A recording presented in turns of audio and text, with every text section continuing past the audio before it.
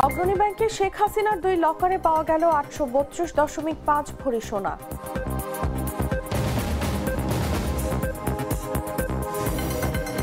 বেক্সিমকোর কারখানার সদর দপ্তর নিলামে তুলল জনতা ব্যাংক।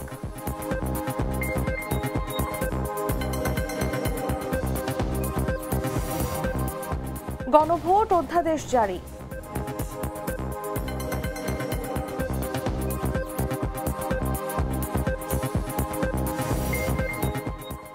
বিশ্বের বৃহত্তম শহর জাকার্তা, দ্বিতীয় ঢাকা।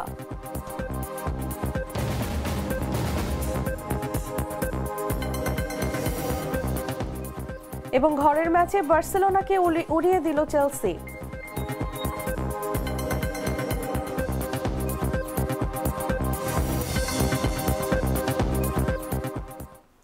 এতক্ষণ শুনছিলেন সংবাদ শিরোনাম। দর্শক, আমন্ত্রণ বেলা 11টার সংবাদে, সাথে আছি আমি তাসলিমা তিথি। লাল সরিষার দানা থেকে তৈরি হয় প্রাণ সরিষার তেল, আসল ঝাঁঝে আসল স্বাদে। চলে যাচ্ছি পুরো খবরে। অগ্রণী ব্যাংকের প্রধান কার্যালয়ে মানবতা বিরোধী অপরাধে মৃত্যুদণ্ডপ্রাপ্ত ক্ষমতাচ্যুত প্রধানমন্ত্রী শেখ হাসিনার 2টি লকারে 832.5 ভরি সোনা পাওয়া গেছে। আদালতের অনুমতিতে মঙ্গলবার ম্যাজিস্ট্রেটের উপস্থিতিতে জাতীয় রাজস্ব বোর্ডের কেন্দ্রীয় গোয়েন্দা সেল এবং দুর্নীতি দমন কমিশনের যৌথ টিম লকার দুটি খুলে এসব সোনার গহনা জব্দ করে। সিআইসির ঊর্ধ্বতন কর্মকর্তা ও উপস্থিত থাকা ম্যাজিস্ট্রেট নাম প্রকাশ না করার শর্তে বিষয়টি নিশ্চিত করেছেন। এছাড়া প্রধান উপদেষ্টার সিনিয়র সহকারী প্রেস সচিব ফয়েজ আহমদ ও এ সংক্রান্ত খবর তার ভেরিফাইড ফেসবুক পেজে শেয়ার করেছেন। আদালতের অনুমতি নিয়ে এই প্রথম সাবেক প্রধানমন্ত্রী শেখ হাসিনার ব্যাংকের লকার খোলা হলো। সূত্র জানায়, আদালতের অনুমতি নিয়ে এনবিআর-এর কেন্দ্রীয় গোয়েন্দা সেল ও দুদকের একটি দল ওই লকার দুটি খোলে। লকার দুটিতে 832.5 ভরি সোনা পাওয়া গেছে। ওই লকার দুটি জব্দ করেছিল এনবিআর-এর গোয়েন্দা ইউনিট।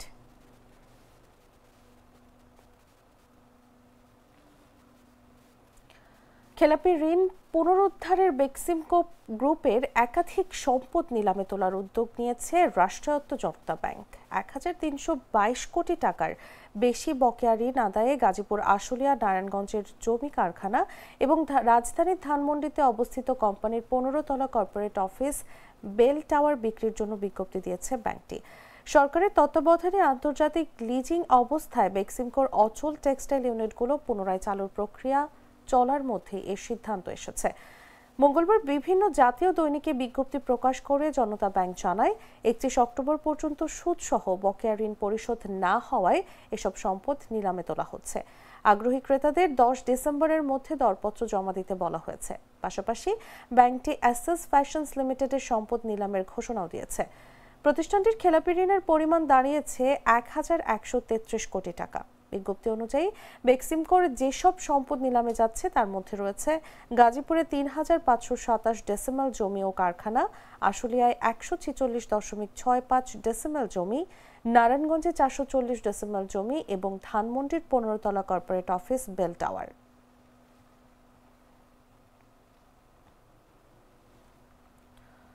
উপদেষ্টা পরিষদের বৈঠকে অনুমোদনের পর গণভোট অধ্যাদেশ 2025 জারি করেছেন রাষ্ট্রপতি। মঙ্গলবার রাতে আইন মন্ত্রণালয়ের লেজিসলেটিভ ও সংসদ বিষয়ক বিভাগ থেকে অধ্যাদেশের গেজেট জারি করা হয়েছে। এর আগে এদিন সকালে প্রধান উপদেষ্টার কার্যালয়ে অনুষ্ঠিত উপদেষ্টা পরিষদের বৈঠকে অধ্যাদেশের খসড়া অনুমোদন দেওয়া হয়। অধ্যাদেশে বলা হয়েছে, গণভোটে নিম্নরূপ একটি প্রশ্ন উপস্থাপন করা হবে: আপনি কি জুলাই জাতীয় সনদ বাস্তবায়ন আদেশ 2025 এবং জুলাই জাতীয় সনদে লিপিবদ্ধ সংবিধান সংস্কার সম্পর্কিত নিম্নলিখিত প্রস্তাবসমূহের প্রতি আপনার সম্মতি জ্ঞাপন করছেন? ত্রয়োদশ জাতীয় সংসদ নির্বাচনের জন্য যেসব ভোট কেন্দ্র নির্ধারণ করা হবে সেসব ভোট কেন্দ্রে গণভোট অনুষ্ঠিত হবে। ত্রয়োদশ জাতীয় সংসদ নির্বাচনের জন্য কমিশন যেসব রিটার্নিং অফিসার ও সহকারী রিটার্নিং অফিসার নিয়োগ ও অধিক্ষেত্র নির্ধারণ করা হবে সেসব রিটার্নিং অফিসার ও সহকারী রিটার্নিং অফিসাররা গণভোট অনুষ্ঠানের জন্য সংশ্লিষ্ট অধিক্ষেত্রে নিযুক্ত হয়েছেন বলে গণ্য হবে বলে অধ্যাদেশে উল্লেখ করা হয়েছে। আমি তো মশলা বদলে ফেলেছি, এবার আপনিও বদলে ফেলুন। একবার প্রাণ গুঁড়া মশলা ব্যবহার করেই দেখুন। ফায়ার সার্ভিসের 19টি ইউনিটের চেষ্টায় 5 ঘন্টার বেশি সময় পর নিয়ন্ত্রণে এসেছে রাজধানীর করাইল বস্তির আগুন। আগুনে বস্তির প্রায় 1500 ঘরবাড়ি পুড়েছে। মঙ্গলবার রাতে করাইল বস্তির আগুন নিয়ন্ত্রণের পর ঘটনাস্থলে ফায়ার সার্ভিসের পরিচালক লেফটেন্যান্ট কর্নেল মোহাম্মদ তাজুল ইসলাম চৌধুরী সাংবাদিকদের এসব কথা জানান। তিনি বলেন, বস্তিতে বিভিন্নভাবে কথা বলে আমরা জানতে পেরেছি আনুমানিক 1500 ঘরবাড়ি ক্ষতিগ্রস্ত হয়েছে। তবে তদন্তে জানা যাবে আসলে কয়টি ঘরবাড়ি ক্ষতিগ্রস্ত হয়েছে। পুরো জায়গাটাকে কিভাবে দ্রুত আগুনটাকে আটকানো যায় তার জন্য সর্বোচ্চ চেষ্টা করেছে এবং একে একে 19টি ইউনিট আমাদের বিভিন্ন দিকে দক্ষিণ পশ্চিম থেকে শুরু করে এদিকে উত্তর পূর্ব প্রত্যেকটা কর্নারে আমাদের ইউনিটগুলি আস্তে আস্তে চলে যায়। বাট বাই দিস টাইম আমরা যখন পৌঁছাই তখন কিন্তু আগুনটা আসলে ডেভেলপ স্টেজে চলে যায়, যার কারণে আগুনটা একটু সময় লেগেছে আমাদের। আমরা 10টা 35 মিনিটে আমরা এটাকে নিয়ন্ত্রণ ঘোষণা দেই এবং এখন যে কাজটা চলছে ড্যাম্পিং ডাউন চলছে এবং এটাতে বেশ সময় লাগবে। এখন সার্চ অপারেশনও চলছে। সোফার আমরা কোনো হতাহতের মানে কোনো খবর পাইনি, কেউ আমাদেরকে রিপোর্ট করে নেই। তবে ছোটোখাটো আহত হয়তো অনেকে হয়ে থাকতে পারে, এটা পরবর্তীতে জানা যাবে। এবং এখানে আমরা বিভিন্নভাবে কথা বলে জানতে পেরেছি যে আনুমানিক 1500 ঘরবাড়ি এখানে ক্ষতিগ্রস্ত হয়েছে এবং এটা একটু সময় সাপেক্ষ। আরও এখানকার আরেকটা বিষয় যে আগুনের যে সোর্স, সোর্সটা আসলে বিভিন্ন জন বিভিন্ন কথা বলছেন, তবে আমাদের এটা তদন্ত সাপেক্ষ। গাইবান্ধার ঘাঘট নদীর ওপর স্থায়ী সেতু না থাকায় 3 ইউনিয়নের প্রায় 20,000 মানুষ বছরের পর বছর ভাঙা কাঠের সাঁকো ধরে জীবনের ঝুঁকি নিয়ে পারাপার হচ্ছেন। বর্ষায় নড়বড়ে সাঁকোটি আরও বিপজ্জনক হয়ে পড়ায় প্রতিদিন দুর্ভোগ নিয়ে চলাচল করছে বাসিন্দারা। এছাড়া যে কোনো মুহূর্তে বড় দুর্ঘটনার আশঙ্কা যেন তাদের নিত্য সঙ্গী হয়ে দাঁড়িয়েছে। স্থানীয়রা জানান, গাইবান্ধা সদর উপজেলার বল্লমঝাড় ইউনিয়নের নারায়ণপুরে 5 বছর আগে এলাকাবাসীর নিজস্ব অর্থায়নে ঘাঘট নদীর ওপর কাঠ দিয়ে একটি সাঁকো তৈরি করে চলাচলের উপযোগী করা হয়। এবার বর্ষা মৌসুমে সেটি ভেঙে যায়। তবে বিগত বছরের তুলনায় এবার সাঁকোটির বিভিন্ন স্থানে ভেঙে যাওয়ায় চলাচলের অনুপযোগী হয়ে পড়েছে। বিশেষ করে স্কুলগামী শিক্ষার্থী, গর্ভবতী নারী, কৃষক ও ব্যবসায়ীদের চরম ভোগান্তি পোহাতে হচ্ছে। তবে যোগাযোগের বিকল্প কোনো পথ না থাকায় প্রতিনিয়ত ভাঙা সাঁকো দিয়ে চলাচল করতে গিয়ে ঘটছে ছোট বড় নানা দুর্ঘটনা। আমরা যদি আসি তাহলে আমাদের নিচের দিকে দেখলে ভয় লাগে, আর পা ফসকে যায়, আর ব্যাগটা নিতে সমস্যা হয়, পার হতে আমাদের সমস্যা হয়। আমরা সকালবেলা স্কুলে যাই বা পারাবার হতে পারি না, তো এই বাসে যাইতে আমার অনেক রিস্ক হয়। তো আমরা চাই যে আমাদের ব্রিজটা ভালো হলে অনেক ভালো হয়।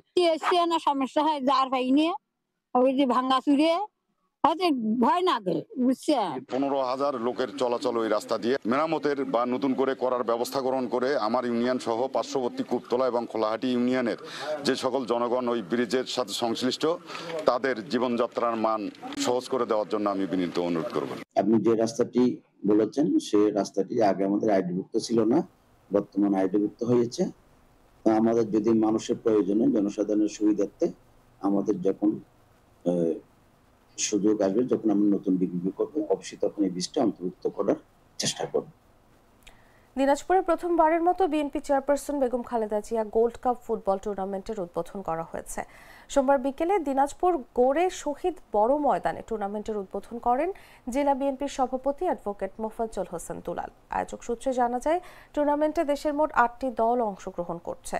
উদ্বোধনের পর মাঠে মুখোমুখি হয়েছে বগুড়া জেলা দল ও রংপুরের সেন্টোস ক্লাব। প্রথম খেলায় রংপুরের সেন্টোস ক্লাব 1-0 গোলে বিজয়ী হয়। এছাড়া 27 নভেম্বর রাজশাহীর কিশোর ফুটবল একাডেমি এবং দিনাজপুরের তারেক ফুটবল একাডেমি, 28 নভেম্বর ঠাকুরগাঁওয়ের এমসিএল ফুটবল একাডেমি ও নীলফামারীর মিহির স্পোর্টিং ক্লাব এবং 29 নভেম্বর সিরাজগঞ্জের সবুজ সংঘ ইয়াংস্টার ক্লাব ও পঞ্চগড়ের টু স্টার বোদা উপজেলার ফুটবল একাডেমি মুখোমুখি হবেন। আগামী 1 ডিসেম্বর প্রথম এবং 2 ডিসেম্বর দ্বিতীয় সেমিফাইনাল অনুষ্ঠিত হবে। রোজকার সাধারণ খাবার এখন হবে অসাধারণ। প্রাণ স্বাদের মশলা, স্বাদ বাড়ায়, ঘ্রাণ ছড়ায়। জানাবো আন্তর্জাতিক সংবাদ।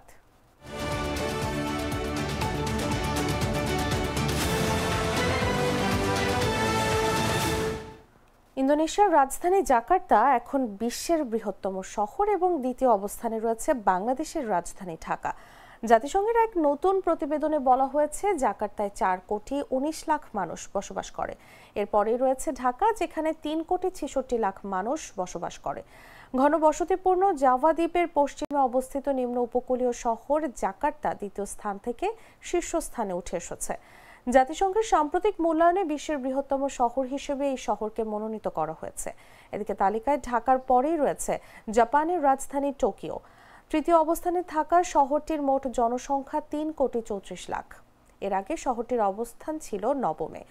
2050 সালের মধ্যে এই শহরটি বিশ্বের বৃহত্তম শহর হয়ে উঠবে বলে ধারণা করা হচ্ছে।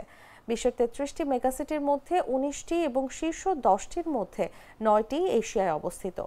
জাকার্তা, ঢাকা এবং টোকিওর পর শীর্ষ 10-এ থাকা অন্যান্য এশীয় শহরগুলো হলো ভারতের নয়াদিল্লি, চীনের সাংহাই, চীনের গুয়াংজু, ফিলিপাইনের ম্যানিলা, ভারতের কলকাতা এবং দক্ষিণ কোরিয়ার সিওল।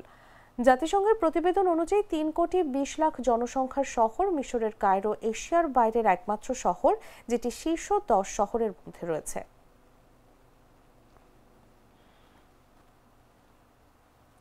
আফগানিস্তানে বিমান হামলার অভিযোগ অস্বীকার করল পাকিস্তান। আফগান তালেবান দাবি করেছিল পাকিস্তান আফগানিস্তানের ভেতর মঙ্গলবার ভোরে বিমান হামলা চালিয়েছে।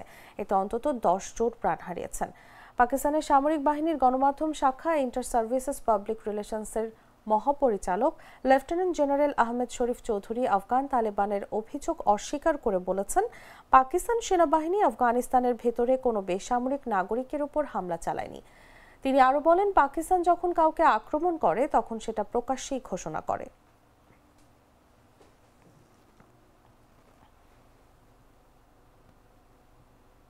সংবাদ শেষ করব খেলার খবর জানিয়ে।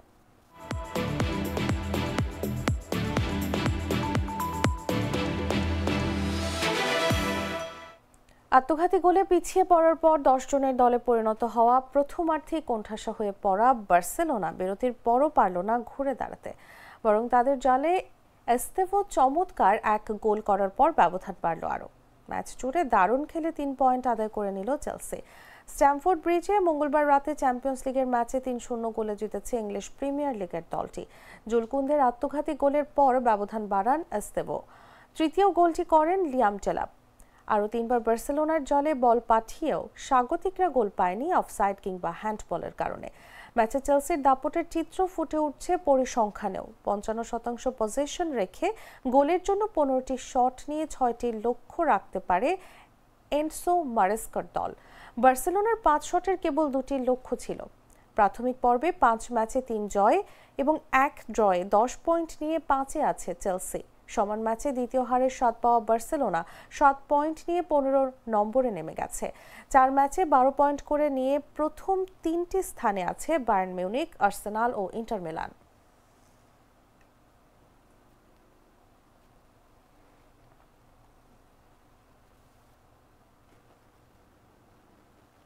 দর্শক, সংবাদ শেষ করার আগে শিরোনামগুলো জানিয়ে দিচ্ছি আরো একবার।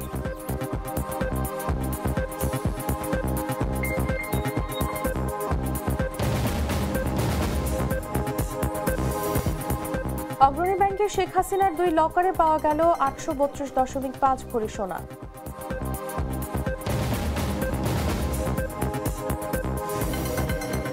বেক্সিমকোর কারখানা সদর দপ্তর নিলামে তুলল জনতা ব্যাংক।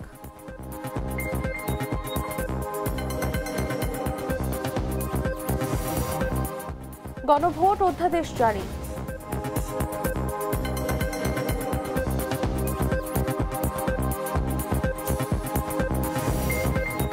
বিশ্বের বৃহত্তম শহর জাকার্তা, দ্বিতীয় ঢাকা।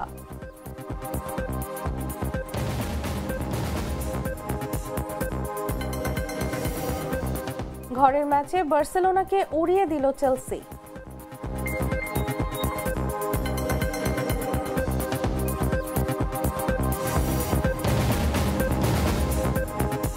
দর্শক, এই ছিল এখনকার মতো। এরপর দেখবেন দুপুর 1টা নিউজ। প্রতি মুহূর্তে সর্বশেষ খবর জানতে ভিজিট করুন jagonews24.com। ফলো করুন আমাদের ভেরিফাইড ফেসবুক পেজ এবং সাবস্ক্রাইব করুন জাগো নিউজের ইউটিউব চ্যানেল। ধন্যবাদ সবাইকে।